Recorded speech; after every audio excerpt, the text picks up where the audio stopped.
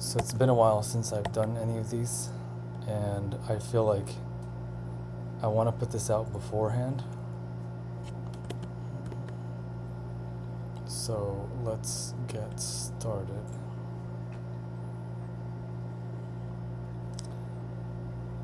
Around here, I asked a member today to make a comment saying, noting what I said on voice chat around 9:24 a.m. Raven said this is all going to get wrecked. What that means, what it's referencing is pretty much a lot of this price action in here, both on ES and NQ, leaving low resistance liquidity runs, is what I am being cautious about. My school of thought is ICT. I learned everything through himself as well as other knowledgeable traders. But one thing that I like to use, one thing he noted significantly, is that real liquidity runs are not shallow, right? Now, there's a big dilemma about BHS being on and off. We're not even going to look into it now. But if retail, if price falls liquidity, enough retail putting BHS on or software shipping with BHS on, that is a very shallow run on liquidity. Price does not just reverse, shift directions with shallow liquidity runs. And I'm showing this side by side with ES to show that there wasn't an actual deeper SMT. So, first thing I also want to say is that there are no absolutes in the market, never. And what I'm putting out is what I would like to see in price. When I said that this is all going to get wrecked, I do believe that price leaving imbalances comes back to them fast and hard.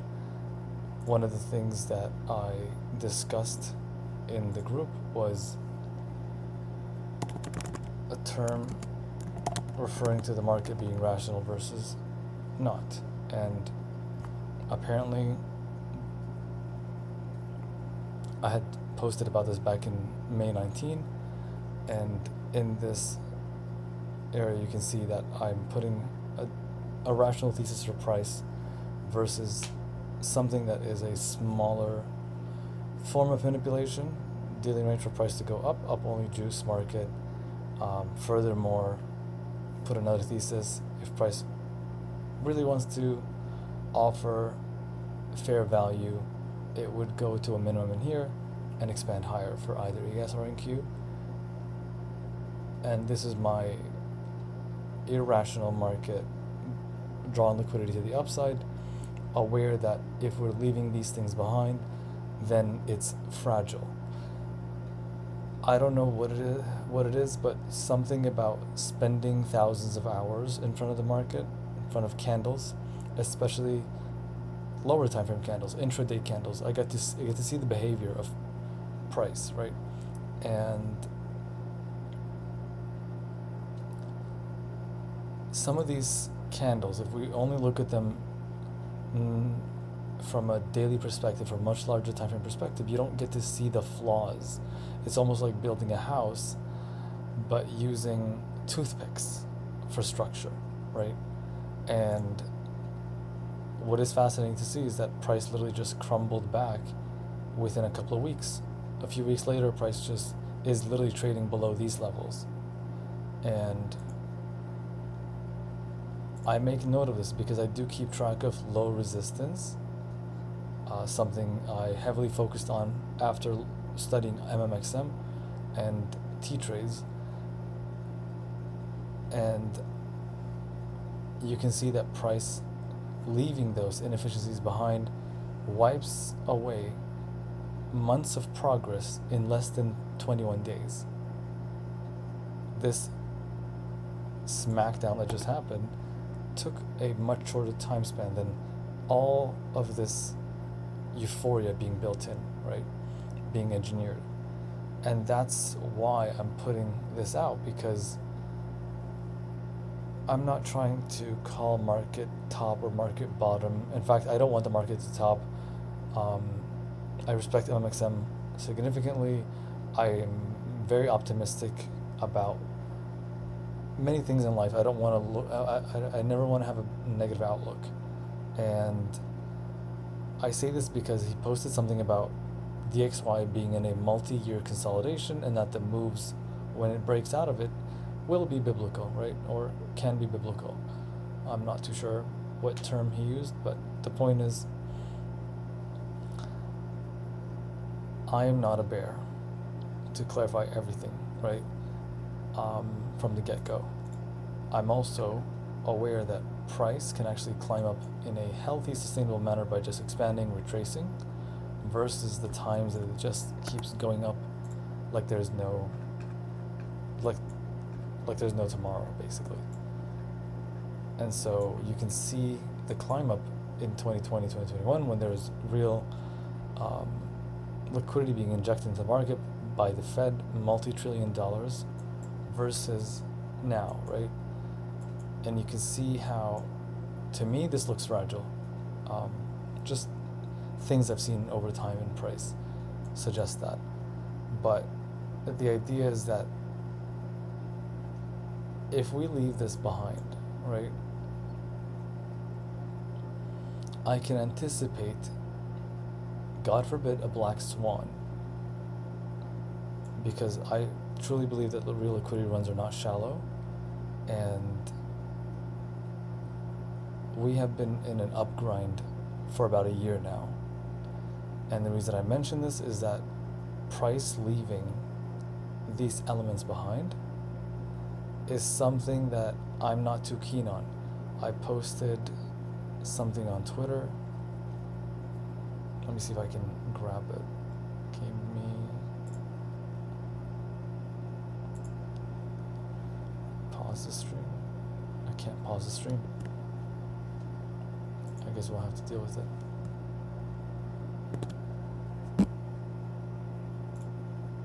So now we'll go to Twitter to see something that I wrote about, and it's significant because I've been tracking this for probably since the beginning of the year, even before that, as soon as the month of December opened. And I'm saying this because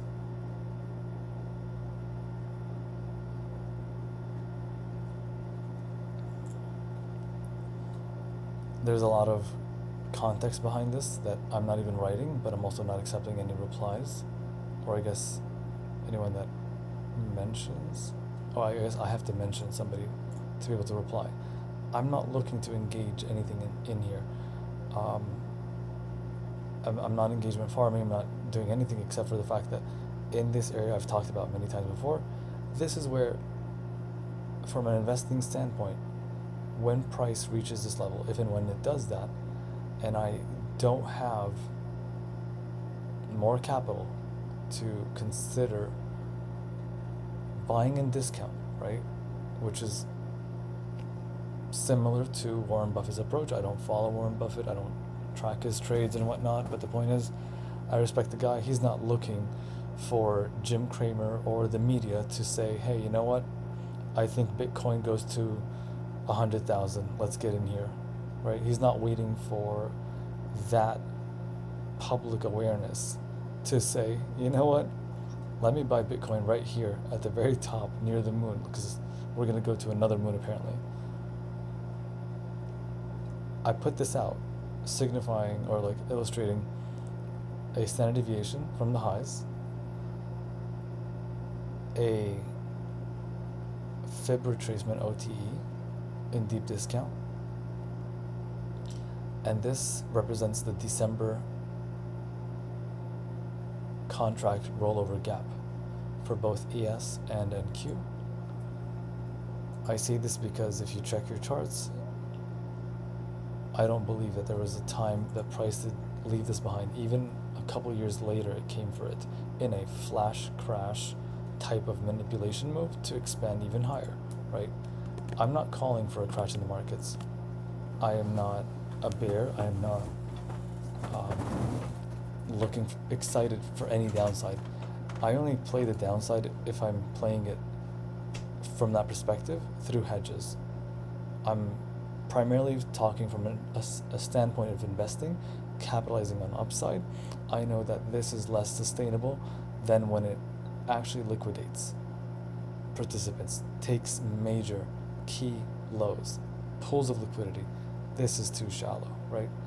We're not going to get into it now. You can view the charts in many different ways to identify this, but when price makes these types of manipulations, basically, it cuts deep down. And from that, I'm looking at that as a way of interpreting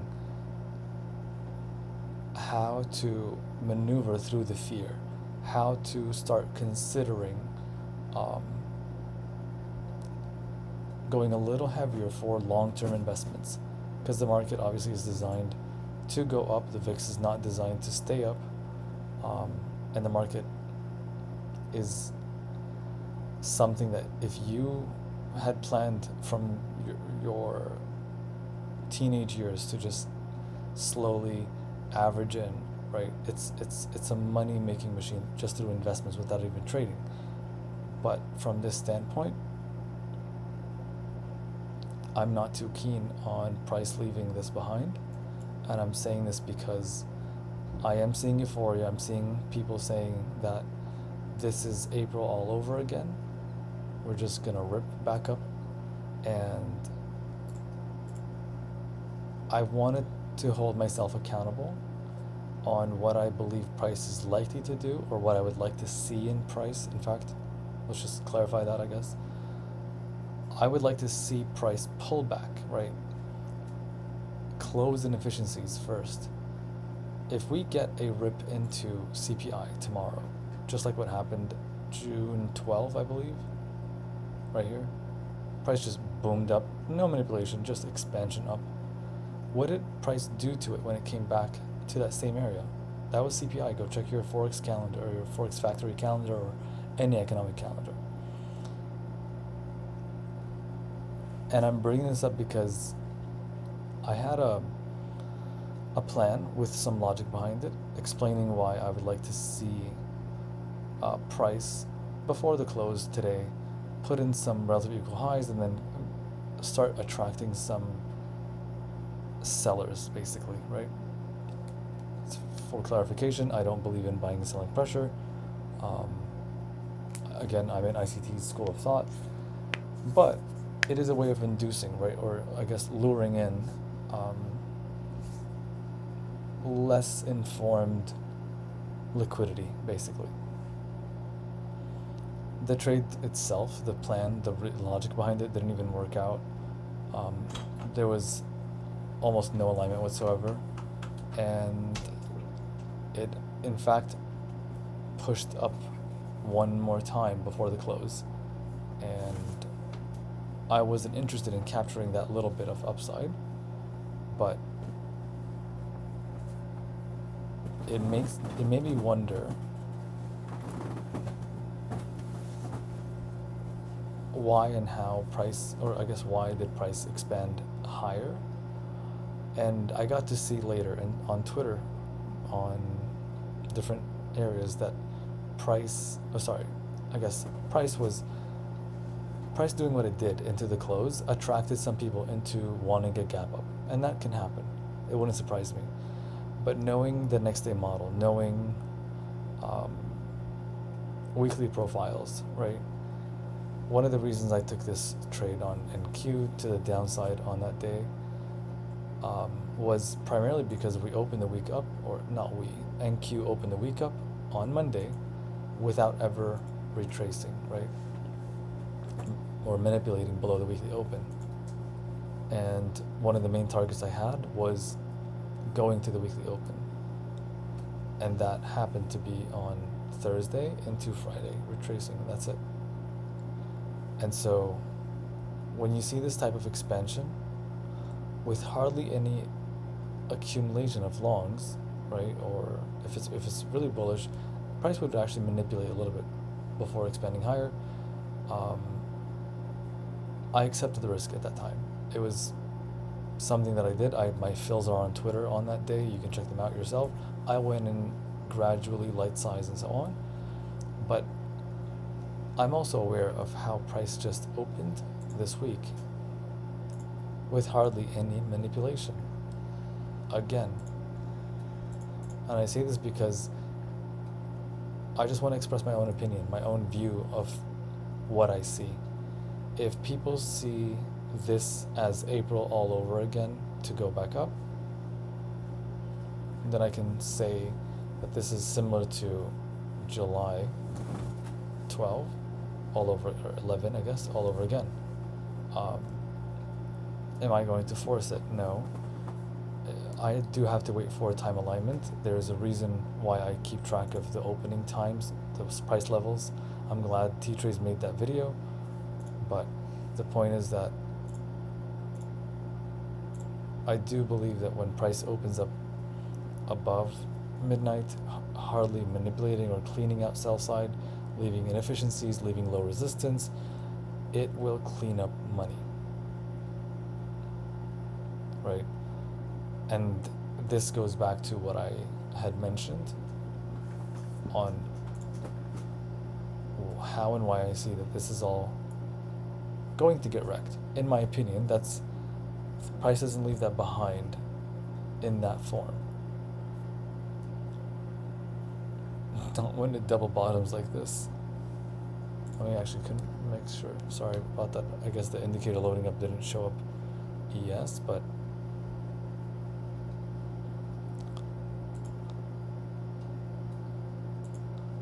the main point here is that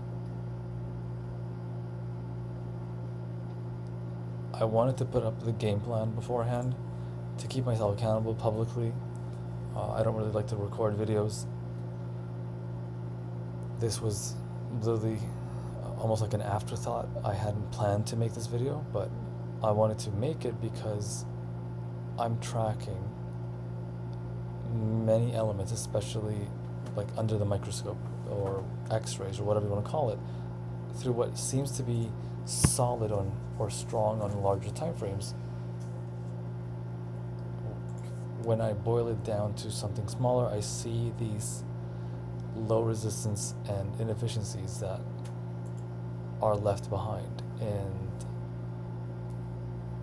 in my opinion, what I would like to see in price is an actual open of the day, a manipulation higher, and then a sell back down lower, distribution lower. Kind of similar to what happened on July 11th, my bad. This is what I would like to see happen. I don't know how much would change in terms of CPI prints being bearish or bullish or whatever the heck it is, but this CPI print sent price lower, and from that perspective, I can't see this happening again. If it pulls off a June 12th CPI candle, kind of like this, where was it? June 12th. One single stick up candle, right about here. That was the CPI 8:30 AM candle. If we highlight that displacement, right, with hardly any manipulation, right? If we keep track of this is LR, right? Low resistance, higher lows, low resistance, higher lows. And I'm going to mark this up.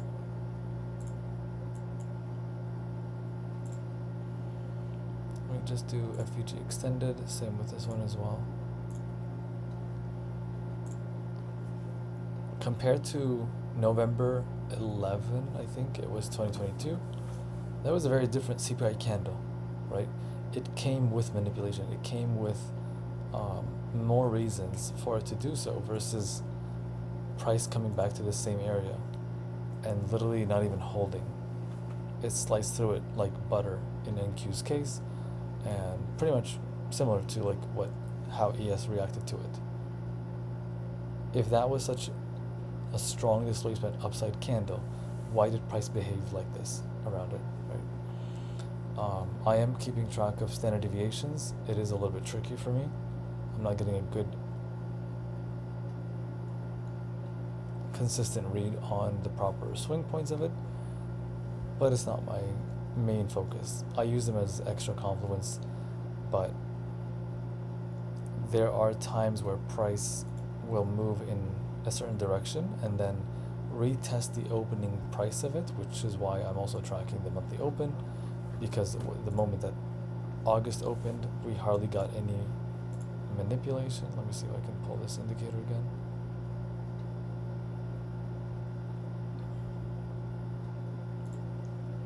I guess this one, hide this, PO3, keep that up.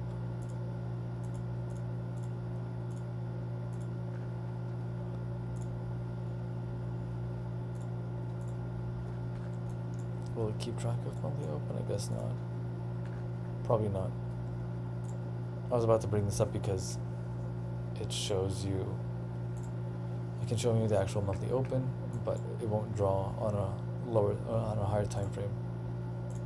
But if we keep track of this, this is your monthly open.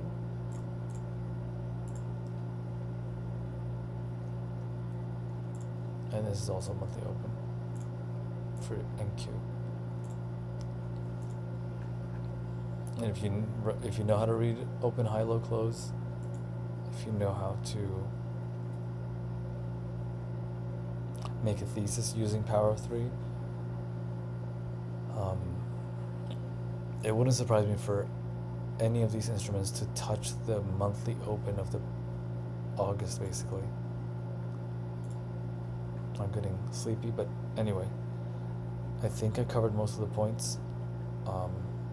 I believe that this is a dumb way of price leaving low resistance. If you can't see this, then you have to study the charts more to identify low resistance, because if price really wanted to move somewhere properly, it would actually clean out participants' money, sell side by side properly before displacing. This is not displacement. It seems like it is, but this doesn't. I did not open shorts at the close. I didn't swing a put or anything. I can wait to see how price reacts. I'm supposed to wait for the high impact news event driver to smack price in one way or the other, show me how it's respecting PD arrays in here, which obviously this is one of the daily order blocks. And once that happens, or if I see it even on the 4 hours perspective, I can form a thesis after the volatility is injected into the market at 8:30 a.m. Eastern. So I'll stop the video here, but I just wanted to share this because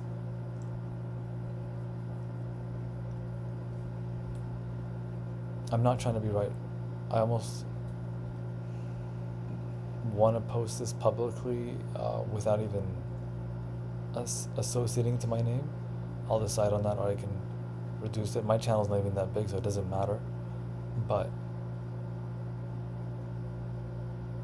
I'm saying this from that perspective of, if price leaves us behind, if I don't get what I like to see in price, and we just continue to trade to make new highs, I can see a bearish flash crash manipulation black swan event happening to come after these lows again.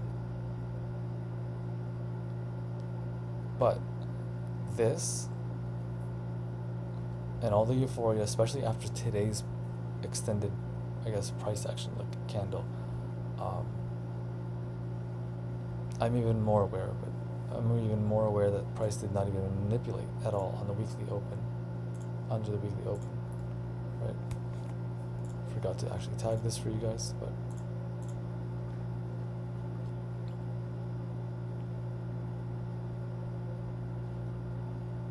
something I also covered last night was anticipating a Judas swing, right? Going to what I posted in here.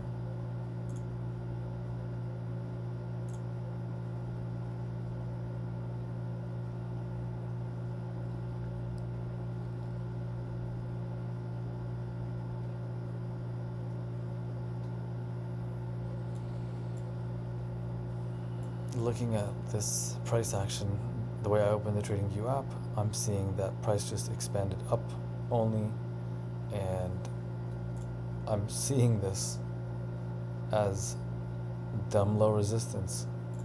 It's a signature in price. If you don't recognize it, start studying those curvatures.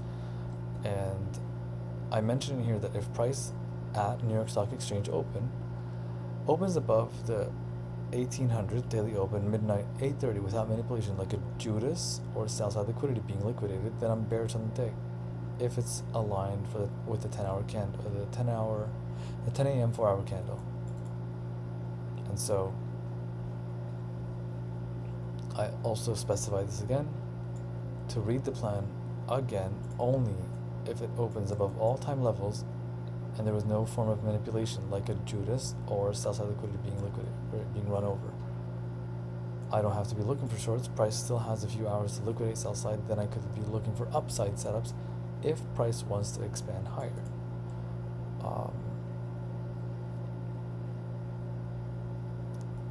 Tell me what happened overnight.